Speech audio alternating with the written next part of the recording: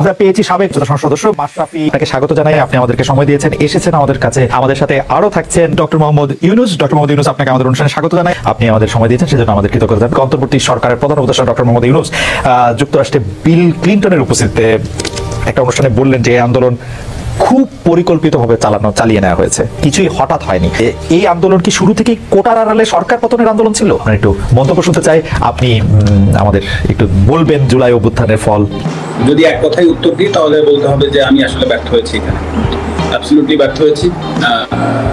প্রথম যে জিনিসটা, আর দ্বিতীয় কথা হচ্ছে যে আমি কথা যদি বলতে হতো, ধরেন আমি যদি কথা বলতাম, অবশ্যই যৌক্তিক কোটা সংস্কার নিয়ে যে আলোচনা হচ্ছিল শুরুতে, সবাই যখন চেয়েছিল যে আমি কথা বলি, তখন যৌক্তিকভাবে কোটা সংস্কার হবে সেটা, বা কোটা সংস্কার হতে যে ঘটনাগুলো ঘটতে থাকলো, তখন আসলে এমন একটা পরিস্থিতি হলো যে যখন সবাই চাচ্ছে যে আমি একটি স্ট্যাটাস দিই বা আমি পাশে থাকি, তো তখন আসলে পরিবেশটা এমন জায়গায় গিয়েছে যে আমার কাছে মনে হচ্ছিল যে আমি যদি এখন একটা স্ট্যাটাস দিই বা আমি যদি যে কোনো কিছু লিখি, তো সেইটাকে কেন্দ্র করে যদি আরো ম্যাসিভ আরো বড় কিছু হয়ে যায়, তা আসলে সেই জিনিসটা সামাল দেওয়ার অ্যাবিলিটি আমার আছে কিনা। তো সবকিছু মিলিয়ে আসলে ঘটনাগুলো এত দ্রুত ঘটেছে, তো আমার পক্ষে সম্ভব হয়নি, তবে আমি চেষ্টা করিনি সেটা না। এবং আরেকটি বিষয় যে আমি যদি কথা আমি যদি স্ট্যাটাসের ভিতরে সীমাবদ্ধ থাকতে চাইনি, সত্যি কথা। আমি চেয়েছিলাম স্টুডেন্টদের সাথে কথা বলতে, বা আমি চেয়েছিলাম যে তাদের সাথে আলোচনার মাধ্যমে কিছু করা যায় কিনা। হ্যাঁ, কারণ আমি যদি একটা স্ট্যাটাস দিতাম, তাতে করে যা কিছু ঘটেছে, যা কিছু হয়েছে, তার থেকে কম হতো না, বরঞ্চ আমার সার্বিকভাবে আমার যে ভয়টা কাজ করছিল যে জিনিসটা আরো বড় হয়ে যায়, তখন সেটা সামাল দেওয়ার আমার ক্ষমতা আছে কিনা। ক্রিকেটার হিসাবে যেটা আপনারা দেখেছেন সেটা হচ্ছে যে আমি খেলোয়াড় ছিলাম, খেলোয়াড় থেকে আমি ক্যাপ্টেন হয়েছি। তো ক্যাপ্টেন হওয়ার পরে খুব স্বাভাবিকভাবেই আমি, যদি ভালো হয় হয়তো অনেক সময় আমাকে যেতে হয়নি প্রেস কনফারেন্সে, বা আমাকে যদি কেউ ম্যান অফ দি ম্যাচ হয় তারা গিয়েছে। তো ম্যাচ যখন হেরেছি তখন আমি গিয়েছি, তো আমরা কোথায় কি ভুল করেছি বা যে দায়বদ্ধতা, সেগুলো আমাকে কাজে নিতে হয়েছে। এবং আপনি আমার যতগুলো প্রেস কনফারেন্স আছে সবগুলো ঘাটলে দেখবেন যে আমি সবগুলো দায়ী আমরা ব্যর্থ হয়েছি, বা আমি ব্যর্থ হয়েছি, বা আমার লিডারশিপটা জায়গায় থাকতে পারিনি এটা। কিন্তু এটা তো একটা রাজনৈতিক জায়গা, প্রথম বিষয়। দ্বিতীয় বিষয় হচ্ছে এটা জাতীয় বিষয় হয়ে গেছে। আবার এই আমি আমার দলের ক্যাপ্টেনও না, আমি আমার দলের অধিনায়কও না, আমি আমার দলের সহ অধিনায়ক।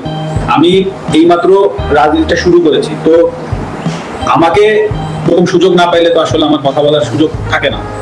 তো এখানে হুট করেই আমি একটা জায়গায় চলে গেলাম, একটা দায়িত্ব নিয়ে কথা বললাম, সেখান থেকে একটা বড় ঘটনা আবার ঘটে গেল, তখন সেই দায়ভার আমার কাঁধে আসলো। তো এই সব বিষয়বস্তু কিন্তু আছে যে আমি এখন সবকিছু মিলিয়ে যে আমি চেষ্টা করিনি সেই কথা না, আমি চেষ্টা করেছি, আমার সাধ্যমতো চেষ্টা করেছি, হয়তো আমার সুযোগটা আসেনি।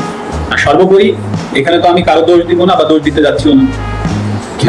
খেলোয়াড় জায়গা থেকে যে আমি ব্যর্থ হয়েছি সেটা আমি প্রথমে অ্যাকসেপ্ট করেছি, এখনো করছি।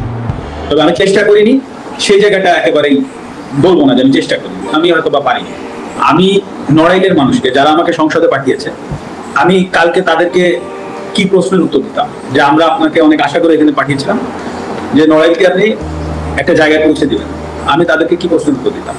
সবকিছুই স্বাভাবিক হতো। তো আমার জায়গা থেকে আসলে যে জিনিসটা করার দরকার ছিল, যেটা আমার কাছে সবসময় মনে হয়েছে পুরো আন্দোলনের ভেতরে, ওইখান থেকে দাঁড়িয়ে আমার কাছে মনে হয়েছে একটা স্ট্যাটাস দিলে সবকিছু সমাধান হয়ে যেত, সেটা না, আমি আরো বড় পরিসরে কিছু করতে পারতাম কিনা, এবং সেটা স্টুডেন্টদের কাছে যে তারা হয়তো বা নাও আসতে পারতো, সেটা তাদের ব্যাপার ছিল। কিন্তু আমার হয়তো বা ওই খারাপ লাগাটা থাকতো না যে না আমি চেষ্টা করিনি বা চেষ্টা করি। সে ইনস্টাগ্রাম ইউজ করে, আমার ইনস্টাগ্রাম থাকলেও আমি ফলোয়ার না। তো সে 17 তারিখ থেকে তার ইনস্টাগ্রামে সে অনেক কথা স্টুডেন্টের পক্ষে লিখে গিয়েছে, বলেছে। তো আমি তো ইনস্টাগ্রাম ফলোয়ার না, তো আমাকে আমার ছোট ভাই বললো যে হুমায়রা বোধহয় স্ট্যাটাস দিচ্ছে, আমার মেয়ে। তো তখন আমি আমার মেয়েকে জিজ্ঞেস করলাম যে তুমি কি স্টুডেন্টদের পক্ষে আন্দোলনে স্ট্যাটাস দিচ্ছ? তো আমাকে বললো হ্যাঁ আমি দিচ্ছি, তোমার কোনো প্রবলেম আছে কিনা? তা আমি বলেছি না, আমার কোনো প্রবলেম নেই। এবং আমি ওকে এটাও বলেছিলাম যে তোমার স্কুল থেকে যদি আন্দোলনে যাই, মেক শিওর যে তুমি এখানে আটকায় রাখছি, এই জিনিসটা যেন কখনো তার মনে না হয়। এবং এত ঘটনার ভেতর দিয়ে অন্তত ওইটুক জায়গা আমার অবস্থান আছে আমার মেয়ের কাছে যে না, আমার বাবা আমাকে আটকায়নি।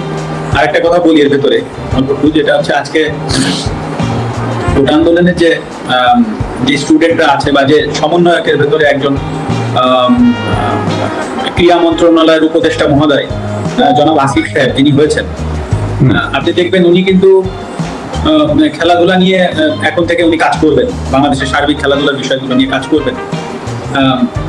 এখন যদি আল্লাহ না করুক কালকে একটা প্রবলেম হয়, আল্লাহ না করুক যদি কোনো একটা খেলাধুলায় কোনো জায়গায় প্রবলেম হয়, উনি কিন্তু প্রধান উপদেষ্টা মহোদয় ডক্টর ইউনূস স্যারের কাছে যাবেন বা সিনিয়র উপদেষ্টা মহোদয় যারা আছেন উনাদের সাথে আলোচনা করে এসেই কিন্তু ওনাকে স্টেটমেন্ট দিতে হবে। ইটস ভেরি সিম্পল, কারণ উনি একটা দায়িত্বশীল জায়গায় আছেন, তো হুট করেই একটা সমস্যার সমাধান উনি একা কিন্তু হতে হয়। তো সেই জায়গা থেকে সেই জায়গাটায় কিন্তু আমি ছিলাম। হ্যাঁ, আপনি আমাকে খেলোয়াড় মাশরাফি বলছেন, আমি সেভাবে উত্তর দিচ্ছি, কিন্তু অ্যাট দ্য সেম টাইমে কিন্তু আমি একটা দায়িত্বশীল চেয়ারে বসেছিলাম। তো হুট করেই আমি কিন্তু ফ্রন্টে এসে একটা কথা বলে দিলাম, আর তাই নিয়ে একটা বিশাল আরো বড় কিছু হয়ে গেল। সেটার ট্যাকেল দেওয়ার ক্ষমতা আদৌ আমার আছে কিনা, বা বর্তমানে যারা কাজ করবেন তাদেরও কিন্তু এই জিনিসগুলো ভেবেচিন্তে কাজ করতে হবে। তো এটা কিন্তু ভেরি সিম্পল ব্যাপার। তো আমি যেটা বলতে চাচ্ছি যে হ্যাঁ, আমি ব্যর্থ হয়েছি, কিন্তু আসলে আমারও তো সীমাবদ্ধতা আছে বা ছিল, এটাও কিন্তু সত্য কথা। কিন্তু সেটাকে যে আমি এক্সকিউজ হিসেবে দাঁড় করাচ্ছি সেটা না, কারণ মানুষের দাবি ছিল। প্রথমত আমি একজন খেলোয়াড়, তারপরে আমি সংসদ সদস্য।